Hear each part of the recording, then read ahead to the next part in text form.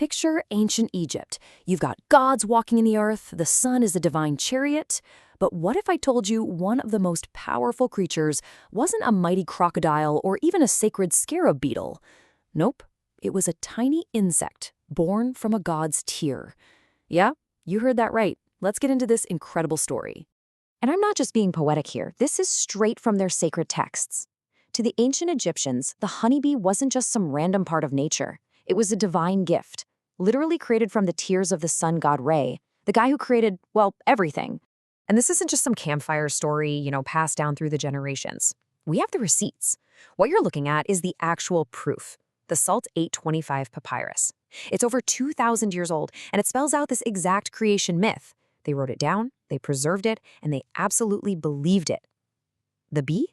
It was sacred. Full stop. So that gets you thinking, right?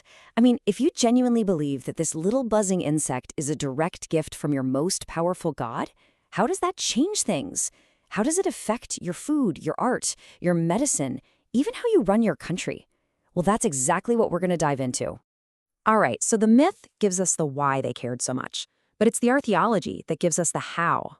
Let's dig into the evidence and see how this deep belief pushed the Egyptians to become, seriously, the world's first true master beekeepers. Okay, so take a look at this. On the left, we've got an 8,000-year-old painting from Spain. It's basically the oldest known picture of someone going after honey. And it's a guy dangling off a cliff, risking it all. Super brave, for sure. But it's basically just a smash and grab. Now, look to the right. That's Egypt 4,500 years ago. See the difference? This isn't just hunting, it's farming. It's a full-blown industry, organized, methodical. It's a total game changer. And I'm not exaggerating, that carving on the right, that is the oldest, most solid evidence of actual beekeeping anywhere in the world, period. While pretty much everyone else was still just raiding wild hives, the Egyptians were already domesticating the tears of a god. This carving is just amazing. It tells the entire story. It was found in the sun temple of a pharaoh named Nuazare-Eni. And get this, the temple's name translates to the delight of Re. How perfect is that?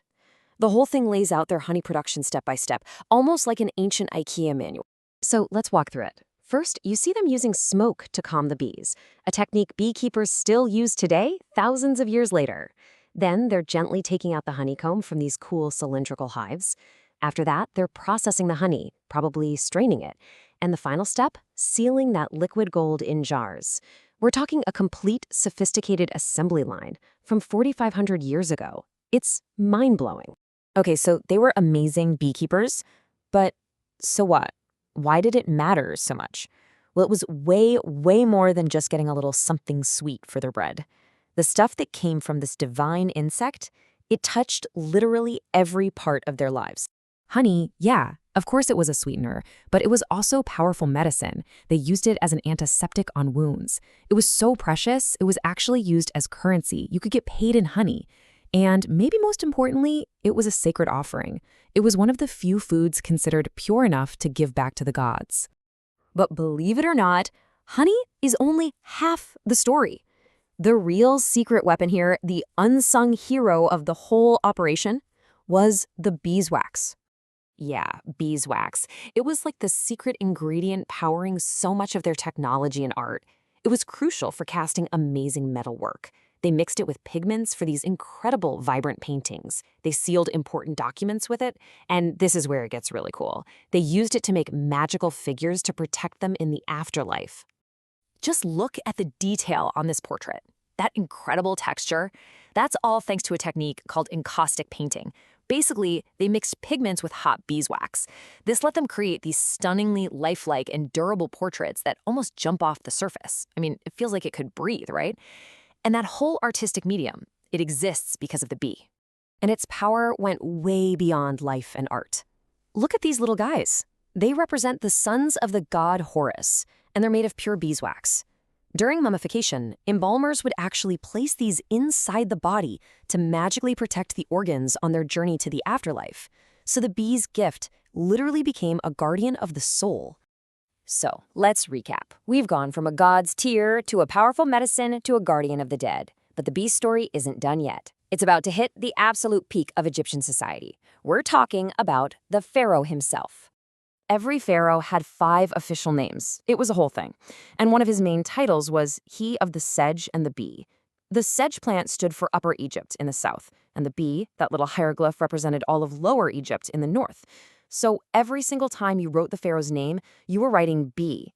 It was a symbol of his total control over the entire unified country. Talk about a seal of approval. And of course, that power had to last for eternity. This carving here, it's from the tomb of an official named Mena. Think of it as his grocery list for the afterlife. It's got all the essentials. And right there, bottom left, listed right alongside the bread and the beer, is honey. It wasn't just a treat for the living, it was an absolute must-have for the dead. So when you think about it, the bee was so much more than just an insect to them. It was their creation story, it was a technological leap forward, it was a magical ingredient, a form of cash, a symbol of the king, and a passport to the afterlife. It was just woven into the very fabric of ancient Egypt, both spiritually and practically.